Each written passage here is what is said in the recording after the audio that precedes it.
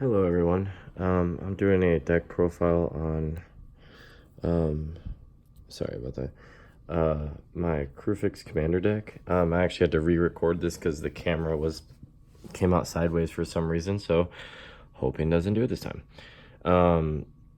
So yeah, to start things off here, this is the commander, Kruphix, God of Horizons. Sorry about the glare, it's just need the light on, it's not super bright in here. So he's an indestructible enchantment. And then if he doesn't have 7 devotion, he's on a creature. You have no maximum hand size when he's on board. And the coolest part about him is when your mana empties after each phase. Yeah. When your mana empties after each phase with Kruphix, it just empties as colorless, but it stays like in a pool permanently, which is really cool. So he can stack up mana over time. So it becomes a big threat. And what these are, and all of these are proxies that I made. I custom made this. I think this was the Dictate of Kruphix artwork, if I remember. And I took that, used actually a Pokemon card, I guess you can't see, Pokemon card to make it. I think it looks really cool. I have the real card, but it's in a different deck. And if anyone knows about the whole secret layer thing with the, what is it called?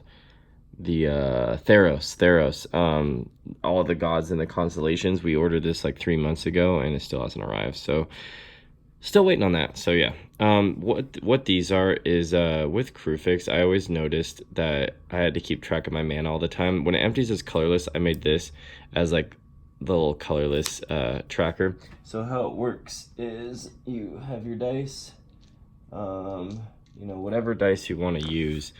Let's say you want to use a 20 or 40 or whatever, but yeah, say I tapped 5 on the end phase, and just obviously put it there. And during my turn though, when I tap the mana, depending on what I want to do and if I expect things to empty, I'll use this and be like, okay, I'm gonna tap 3 is blue, you know, 1, this is a +1/- thing, so it's not the same dice, but you know, to keep track. Then as it empties, I take my mouse 4, and then I would increase this by 4, and then it gets confusing because this deck, it gets a lot of mana really fast and you use a lot of mana, so it's good to keep track and make sure you don't mess anything up with your colors and pool.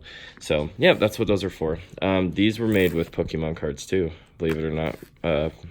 So yeah, this was with a special magic card, some weird promo thing. I thought it had a really cool foiling, and I did the artwork on this. I think I actually used this same matte image, and I like chroma keyed it into the image and then made it black and white, so it kind of looked colorless. I thought it looked pretty cool.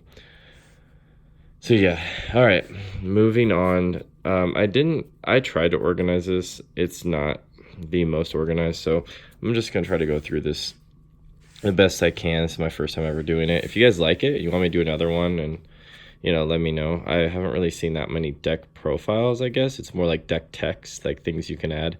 But this is like a full commander deck profile to give an idea of how I play Kruphix and kind of a way you could.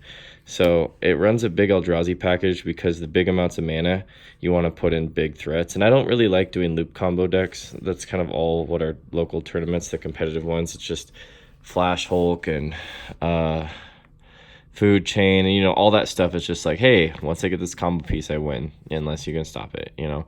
I never liked that. I got into like semi-competitive where it's still fun. Obviously Eldrazi's aren't fun, but you know what I mean. Like I started with an Azuri Claw of Progress deck and just buffing weird creatures and spamming elves and nonsense. But yeah, I have a pretty heavy package because they're all big costs, but you'd be surprised how easily you get these out. Doesn't take long. So yeah, Ulamog, Kozilek, Emrakul, another Ulamog, different Kozilek, Thought Not Seer, rip a card out of the hand. This one, good control, good draw power, and these ones all exile, destroy. And then that's really nice, taking over a turn of someone that really matters and doing damage. This guy I like for bringing someone back. And it's Annihilator 2, and he's only 9. This one I think is cool because he's only 7 cast, and he exiles like Annihilator 2, even though it's not a true Annihilator 2. Then we have the Endbringer. He just has a lot of cool different effects. Pay 2, draw. Pay 1, target can't attack or block, or just tap to deal 1 damage. That's good against like really small creature threats. that you just want off the board immediately, and it's during each untap. So when you keep stacking mana, it's nice to expend it on everyone's untap, and you can keep spamming that ability too, which is kind of nice. I like this one because the first creature will always be 2 less, and then when you cast him, you can search for an Eldrazi, basically anything 7 or higher. So, and he's only 6, and he's a 5/5, I guess. So it's nice because you want to get into these guys and do some things with your mana. Well, hello there.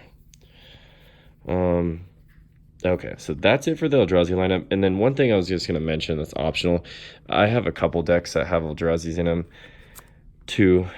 You could run these guys. Void Winnower is super good, but kind of like really toxic against people. Eldrazi Conscription's cool. Buff something and just make it slam hard, and then anytime you Annihilator, they sack and you get them. These should be a part of the deck, but they were just taken out recently, so you could sub them in. Probably get rid of like, okay, Sunny. You could probably get rid of like Endbreaker or Endbringer, Worldbreaker, and maybe like something else in the deck. So just keep that in mind. I normally do run those. But so that's it for the Eldrazi's. We have Jin Kataxis, the Praetor. I guess I don't really need to explain all these cards. I'm assuming people watching this kind of know Magic. So if you don't, definitely look him up. He's really good. It's just, again, a lot of these cards generate a lot of threat. So one thing about the deck I have is a lot of control to maintain the board. So I have a lot of like mana creatures because you want tons of mana and you want these as quick as possible. You want to ramp, get them out, and just start stacking mana, draw, and then basically go into your big stuff. Seedborn, good because all your permanents are going to untap during each other player's untap step. This will be gone so fast unless you can protect it. You have to put that in at a good time when you're like at an advantage or you have the protection, because they're going to pick this up real quick, like how advantageous it is in this deck, stacking that mana and having cards that give you flash. You're basically live at all times, even when it's not your turn. Omnath, keeping things as green mana and buffing them is kind of cool. Whenever land enters, draw and gain a life. It's just draw power. This one's okay. I could probably take it out though for like one of the Eldrazi's. It's the dinosaur. He's cool. Can't be countered. No maximum hand size. Non-creature spells. Draw a card. And then when he gets targeted, you can discard 3 cards, exile him, return him back. If you really need him, it's kind of nice. More mana. Vorinclex, the very toxic Praetor. Yeah, if you don't know what that is, look it up. Unless you already got enough, you can just pause. I guess you could just pause to read these effects. Okay, we're already into artifacts, so I'll just clear this. I do have a lot of mana, and it probably seems, I don't know if it seems stupid, but it definitely works because I need the mana and the draws. Flash. Sensei's is super good. More mana. So we want our mana. This card, super clutch. Doubling cube. Double the amount of each type of mana in your mana pool. That's crazy. I've had this at like 40. And then you pay 3 of it going down to 37. Tap it, and now you have 74. 37. Yeah, 74. I think. That sounds right. Yeah, 74. So that's crazy. And yeah, it's just, can you imagine Seedborn untapping this and then you do it again? You basically have infinite mana at that point. Not like true infinite, but it's pretty good. Mana Vault, Soul Ring. Oh, okay, yeah, so this is the first proxy. I have a few proxies. I don't know why I proxied a Soul Ring. I just thought it'd be cool. I didn't do a good job on this one, but it's okay. Iron Dynamo, it's a gold one, but no one really cares unless you go to a major one. Planar Bridge, proxy. This card's, once this is on board, if you can generate 8 mana a turn and just keep popping Eldrazi's in, or the first thing to go to like Omniscience, for example, and make everything in your hand free. Just a lot of crazy stuff you can do with that card. I think it's a really cool card. Expedition map for searching out the lands you want, like the special ones. Lotus for your specific mana.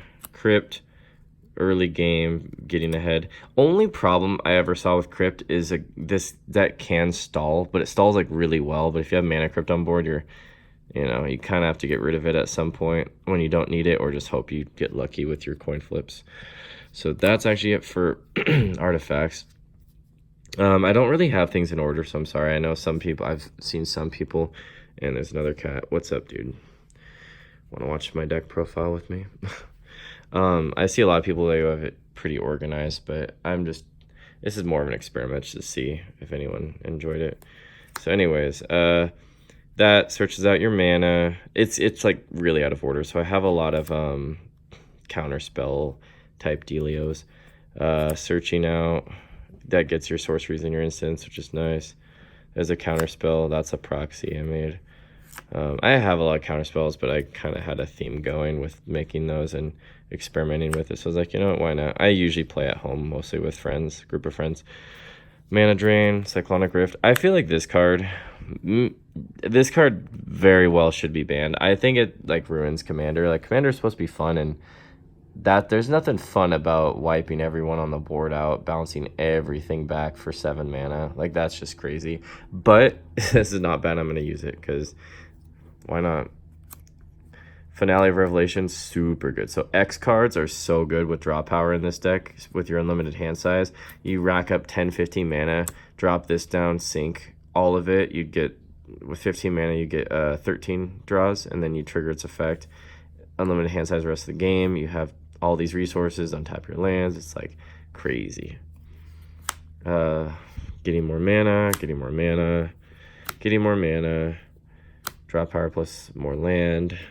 Ponder for draw. Tempt with Discovery, so you can get your good lands out. Most of the time, everyone always wants to search their one land, so you can usually get like 3 or 4 out of them. Urban, more draws, more land. More land. Draws and play a card. I think this card is amazing. So good. I might just be a noob, but I think the card is good. Draw equals the Grace Power. When you have an Eldrazi on board, you get a lot of draws, and I have a lot of Eldrazi, so.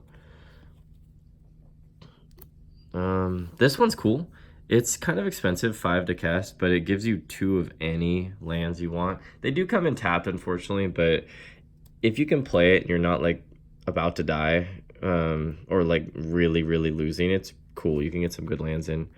Brainstorm for the draws, Pilgrimage for the lands, Kodama's Reach, more lands. Like I said, you want to ramp as fast as you can, get your mana, and then just draw and get out your big boys. This is a cool counter spell, if you know what this is. If not, read it. You can counter like Mana Vault and Path to Exile and all that good stuff. And 1 mana tutors, I guess you could. Speaking of that, that's one I run. Cataxian Probe, you draw. You could just pay 2 life at the beginning of the game, look at someone's hand, and now you kind of already have an idea of what they're doing.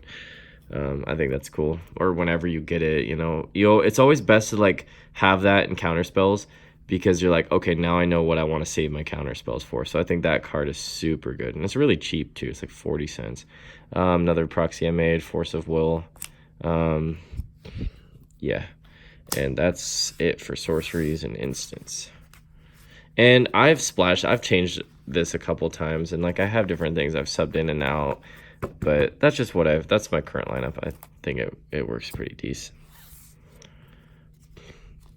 Okay, so we're on enchantments. We got Mana Reflection, doubling mana, got Sylvan Library.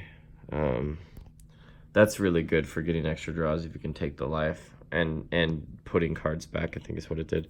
Been played for a while because of stupid COVID. Mystic Remora. Good if you get it early. I feel like everyone always gets this card early, and it's gross early. But only until you can't pay anymore. Ristic, really great card, but also this is one of those legendary cards where once it's on board, everyone instantly hates you, even if you don't get any draws. But usually you do, unless people, just make sure to pay 1. But it's just one of those cards people get annoyed at, like Smothering Tithe. Beginning of your end step, untap all lands. Super powerful. Not as good as Seedborn, but because it's enchantment, it gets away with it a little bit better and stays in longer usually. I think it's really powerful with Kruphix. Another good one, you get 2 green if you choose cons, which you would choose cons in this deck every time, because I don't have like anything that flies. Beginning of each main phase, you get 2 green, which can give you a total of 4 if you use main phase 1 and 2. So that's nice. That's every turn, so that's pretty cool. So, and also with this, you play at main phase 1, and then you get 2 mana out of it main phase 2, so you're only -2 right away, and then you start plussing. This is good. It's flash. You can play it right away if you open with it. Flash is super good with this deck. So when you have tons of mana and you can't do anything on other people's turns, and you have things to play and ways to interrupt, it's kind of rough. So having all the flash things are nice. Exploration, super good early game. And I mean, honestly, it's good at any point. If you have extra lands you can throw in, but I would say early game gives you the most advantage. This probably the best clutch card. There's not that much protection other than counter spells that I have. So this one protects it in every way. I usually just try to protect this card at that point. Regen your creatures for 2, and then they can't be targeted. So I think that card is really nice when you have the big sluggers. Another proxy Omniscience. I have the Omniscience and everything. I have everything in here in other decks, but I thought this proxy looked good. This one actually I feel like turned out really good. The only thing is it's just dark. It's the only thing. But yeah, that lets you cast any card without paying the mana cost. Just any spell from the hand specifically, obviously. Okay, so that's it for those. So now lands. This is just my personal lineup. I know I don't have like the best lands, but I think that's good enough. I need this to focus. There you go. Sorry. So no particular order. I think I put my basics though in order. I think I have 6 of the Nyx. I think these are beautiful. It's sad that they went down so much in price. Like, I mean, it's good if you're picking them up because I think they're really pretty lands actually. Like, they did good on the art. I know it's different. It kind of reminds you of like Pokemon because it's just like a basic thing. There's no background art, but I think it's really cool and I'm glad they experimented with it. We picked up a box right away, unfortunately, and it like dropped instantly. So we sold like within the first day or 2 to like people and online and stuff because it just, the value was not there. But anyways, yeah, so I run 7 blues and 6 forests and run it of the Nyx style. Because Galaxy stuff is kind of like my favorite theme and it looks good. But anyways, Command Tower, Reliquary, Tranquil. The Tranquil is not that great, but I like that it cycles. So it's like you have too many lands out and you need just draw power. Like, there you go. I have Ugin's cool. Eldrazi's 2 less, and then you pay 7 to search it out. Like, there's a lot of times where you just need outlets to like spend your mana on. Sometimes it's like I need more mana, I need better cards, I need more draws, and you know, it's always about finding the right balance with the deck, getting the right amounts of everything. So Shrine and Temple of the Gods give 2 mana with when their requirements are met. So make sure those are met. This one I really like the Maze of Ith. The reason for it is because I don't have a lot of defense. I have like things that are like, you know, I say no, you know, counter spells, but when someone's like going at me, because that's the thing, you have to be able to defend yourself too, and I don't really have a lot of that. I'm not running like propaganda.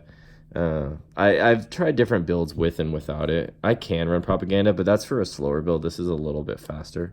So yeah, it's nice to be able to stop an attack on you though. That would pretty much kill you. Caverns, that's a proxy. I actually don't own a Cavern of Souls. So yeah, I would like to, but I kind of, I don't know, maybe one day. Eldrazi Temple, good with all the Eldrazi's. This is cool when you can't get out your other flash cards because it's land and we can search lands or, you know, draw into them. So green blue can do non-land for the turn. So yeah, I like it. Hinterlands for green blue, breeding pool for green blue. Hello, Sunny. And then the Lonely Sandbar for the last one. So that's again just the cycling. So yeah, and pretty much how it works if you've never played the deck, from what you can see, this build anyways. I think there's other ways to play it. You can do like a very heavy draw power, force people to deck out, and do like the Lab Maniac thing where you just draw your cards, play it, and win. But I didn't like that. And when I mostly play with friends, I mean, keep in mind, like, we have a Kalia, Atraxa, Golos with nasty stuff in there. So like it's like we're not playing against bad decks. Like they're like semi-competitive, I guess you could say. I don't know, but I mean we're all not really trying to be nice. Sometimes we are. So this definitely isn't the nicest. They kind of hate playing against this one. If I win, I'm like spamming tons of mana. Turns are taking forever doing all this stuff. You know how Magic can be.